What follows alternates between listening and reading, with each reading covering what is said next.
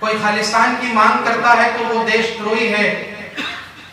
अलग राष्ट्र एक धर्म के बुनियाद पर मांग कर रहा है वो देशद्रोही है।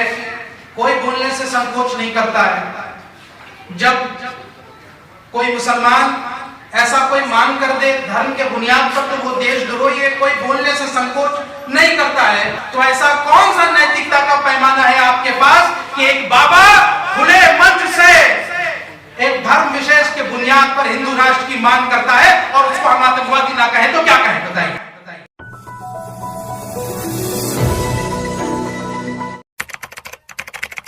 इस मौजू पर हम बात करेंगे।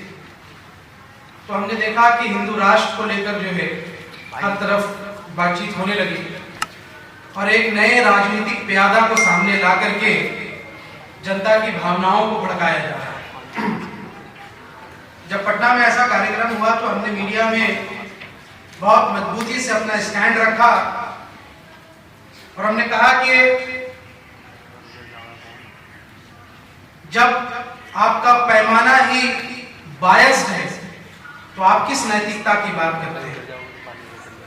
कोई खालिस्तान की मांग करता है तो वो देशद्रोही है। अलग राष्ट्र एक धर्म के बुनियाद पर मांग कर रहा है वो देशद्रोही है। कोई बोलने से संकोच नहीं करता है। जब कोई मुसलमान ऐसा कोई मांग कर दे धर्म के बुनियाद पर तो वो देशद्रोही है। कोई बोलने से संकोच नहीं करता है बल्कि उस पर कार्रवाई होती है, यूएपी लगता है। तो ऐसा कौन सा नैतिकता का पैमाना है आपके पास कि एक बाबा खुले मंच से एक धर्म विशेष के बुनियाद पर हिंदू राष्ट्र की मांग करता है और उसको हम आतंकवादी ना कहें तो क्या कहें? बताइए। क्या पैमाना है आपके पास? सिर्फ इसलिए कि बहुसंख्यकवाद की मानसिकता है आपके पास। तो इस मंच से मैं आप मीडिया कर्मियों के हवाले से बता देना चाहता हूं, बता दीजिए उन बाबा और उनके सारे चाहने वाले और उनको एजेंडा के तौर पर इस्तेमाल करने वाली पार्टियों को कि ये भारत भूमि ऐसी है कि ये पूरा देश एक हिंदू राष्ट्र तो क्या इसका एक भूभाग एक टुकड़ा भी किसी धर्म के बुनियाद पर राष्ट्र नहीं बन सकता। इसकी विविधता ही ऐसी है और ये मैं अपने दम पर नहीं कह रहा हूं, मैं इस देश के उन सेकुलर हिंदू भाइयों के दम पर कह रहा हूं, उन विभिन्न जनजातीय कम्युनिटी के बुनियाद पर, उन अल्पसंख्यकों के बुनियाद पर कह रहा हूं जिन्होंने इस देश को सींचा है, जिन्होंने पिछले 75 वर्षों में इस देश को आज का भारत बनाने में अपनी बड़ी कुर्बानियां दी है।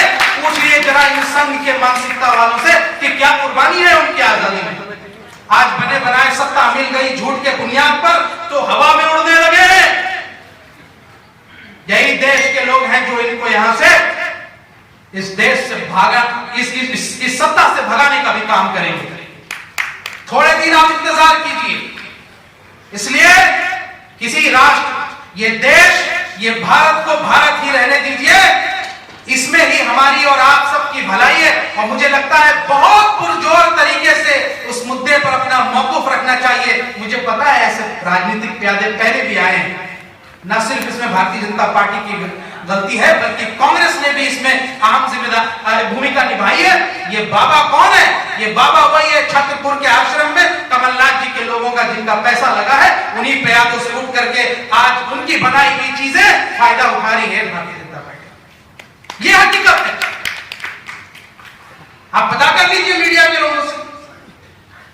जुनैद और नासिर के जब हत्याकांड हुई तो हम राजस्थान में हम लोग गए, पूरी टीम गई और हमने उस पर आंदोलन किए, हमने इस पे इंसाफ की मांग की, गुहार की। तो जिसके खाकी निक्कर जो पहन के आज भी कांग्रेस के अंदर बैठे हैं उन्होंने हम पर केस लगवा दिया। उन्होंने यहां से 100 पुलिसकर्मियों को भेज दिया ताकि यहां से कोई इंसाफ के खिलाफ आवाज ना उठा सके।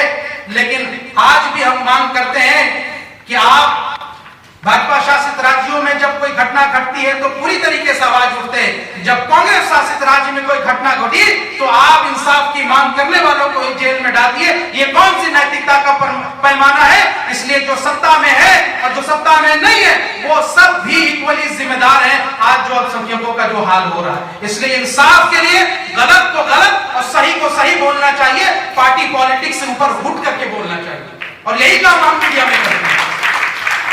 तीसरा मुद्दा मैं संक्षिप्त में रखना चाहूंगा साथियों, जिसमें अब्दुल रहमान साहब ने भी बात रखी, और शुक्रिया, मैं आपकी किताब पढ़ रहा हूं अब और पढ़ूंगा, कि भगवान लव ट्रैप पे मीडिया चर्चा नहीं करना चाहता था कि क्या है, लेकिन पिछले दिनों जब एक चैनल पे हमने इसकी पूरी चर्चा की और हमने सबूत दिखाए कि किस तरीके से राष्ट्रीय बजरंग दल नामक ग्रुप जो है मुसलमान बच्चियों को साजिश में फंसा करके उसकी इज्जत असमत लूट करके बर्बाद करने की प्लानिंग करता है, किस तरीके से इन संगठनों ने यहां से पैसे देने का वादा किया उन लड़कों को, उन कॉलेज यूनिवर्सिटी में पढ़ने वाले लड़कों को, कि तुम अगर मुस्लिम लड़कियों को फंसाओ और इनका धर्म परिवर्तन कराओ तो तुम्हें हम पैसे भी देंगे, सुरक्षा भी देंगे। जब ये सब कुछ काम हो रहा हो तो हम उसको भगवान लव ट्रैप ना कहें तो क्या कहें? हमारा किसी रंग से कोई दुश्मनी नहीं है, किसी पंथ से कोई दुश्मनी नहीं है, लेकिन गलत को गलत बोलना चाहिए।